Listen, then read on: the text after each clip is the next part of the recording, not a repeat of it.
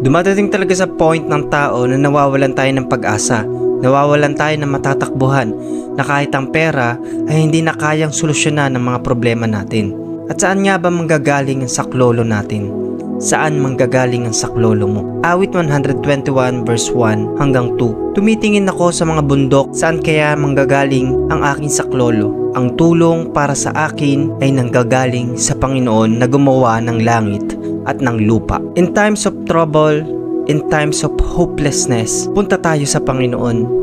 Hanap tayo ng tahimik na lugar at masusumpungan natin ang kapangyarihan ng Diyos sa pagtawag natin sa Kanya sa pamamagitan ng panalangin. Tulad ng sumulat ng awit 121, tiningin niya yung kanyang sarili o yung kanyang paningin doon sa mga bundok sa Jerusalem.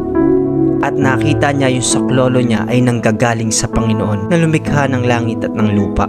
Ang pag-asang nagmumula sa Diyos ng mga mananampalataya ay pundasyon ng buhay ng mga matutuwid na tao. Dadaan tayo sa pagsubok, dadaan tayo sa mga samot-saring problema, pero hindi kahayaan ng Diyos na tuluyang mabuwal. Iingatan ka ng Panginoon sapagkat siya'y makapangyarihan, siya'y hindi natutulog ni umiidlip man. Awit 121 verse 3 hanggang 4. Hindi niya papayagan na ikaw ay mabuwal, siyang nag-iingat sa iyo ay hindi natutulog.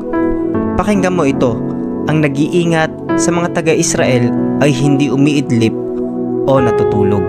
Ipinapaabot ng may akda ng awit 121 na ang Diyos ay makapangyarihan. He never sleep, He never stumble. Sapat na po yun para lagakan tayo ng takot.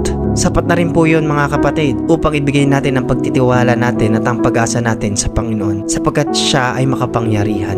Nalalaman niya ang lahat ng bagay.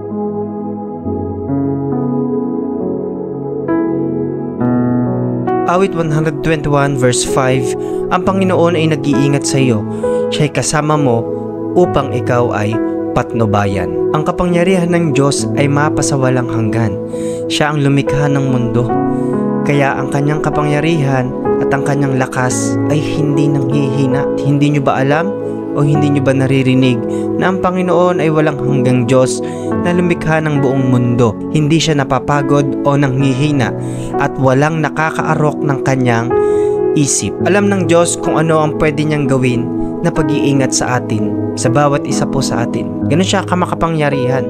Alam niya kung ano ang pinakamabuti sa atin. Ang pag-iisip mo ay hindi katulad ng pag-iisip ng Diyos. Kung sa tingin mo, ang pangit na sitwasyon mo ngayon, hindi yun ibig sabihin pangit ang gusto ng Panginoon na mangyari sa buhay mo. Siya ang nakakaalam ng lahat ng bagay at siya ay nasa lahat ng dako. Iingatan ka ng Diyos saan ka man pumunta. Awit 121 verse 7 hanggang 8. Iniingatan ka ng Panginoon sa anumang kapahamakan.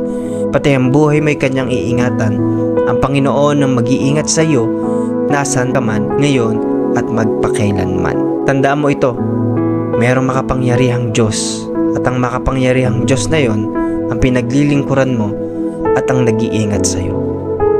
God bless you kapatid. Samahan tayo ng Panginoon araw-araw at sa lahat ng ginagawa natin.